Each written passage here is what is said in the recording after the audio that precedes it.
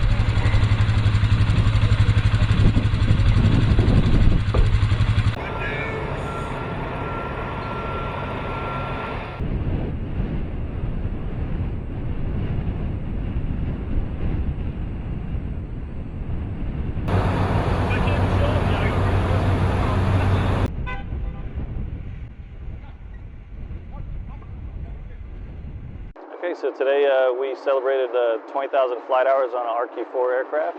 This RQ-4 is actually an EQ-4 equipped with the the Battlefield Airborne Communications Node payload, and it exceeded 20,000 flight hours, which was the original lifespan of the aircraft. It's exciting because it's a testament to the hard work and dedication to the entire maintenance team with the contractors in active duty, maintaining this aircraft and proving its capabilities throughout the duration of its life. It is a high altitude ISR platform. It does provide communications to the warfighter on the ground, so he can link up with other aircraft and other people in the community to get their job done. It's nice to know that we do have a hand in the fight. It's exciting to see something come to fruition from the past. People handed things over to you, and you carried it on and continued on with the legacy. So it's very humbling and very honored to be part of this event. No, very seldom do you get a chance to see something from the beginning or through to the end, to retire an airplane, but to have it meet a huge milestone, something that's never been done before, you don't know where it's going to take you. The future is the sky's the limit. So definitely excited to be part of this and see where this program can take off to. This aircraft is equipped with a special payload that is in high demand in the AOR. So because of that, these aircraft do fly constantly around the clock. In relation to its other variant aircraft, RQ-4s, they're trailing probably around. Some of them only have 6,000 hours on them. Some only have 1,400 hours on it. This one has achieved 20,000 hours. Again, the lifespan of the airplane. So huge significant difference between the EQ-4s and the RQ-4s. And again, it's all paving the way for the future and where this program can take off to. So I think for them, for the pilots flying the aircraft, it's a special moment with everybody in the community because everything's at this point we're trailblazing, areas that we haven't. It's uncharted territory. So again, where this program can go from here is all going to be figured out because of what we've accomplished today. 2004, I believe, is when it was built. That's a big deal.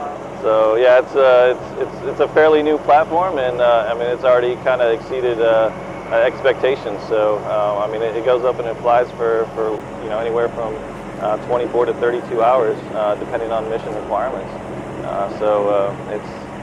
It's definitely a workhorse. I think from the unmanned perspective, we've proven the capability that it can be done, and we can still execute the combat commander's requirements. And I think it's going to pave the way for future manned or unmanned aircraft flight for how we operate in our contingencies. Just want to give credit to the maintainers. that keep this aircraft flying on a daily basis. There's a lot of hands in the pot. A lot of people make it happen, from the contract support to the Bacon team, to Northrop Grumman, L3, and Raytheon. We're out here getting the job done, and we do it proudly.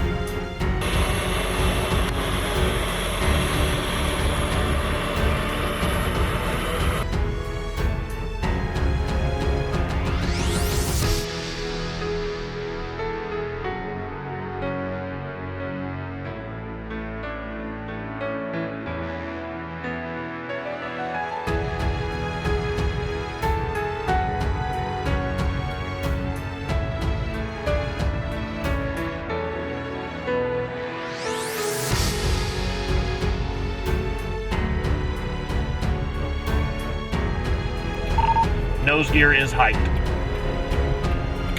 Okay. You'll see the rudder meters go in as it hits takeoff.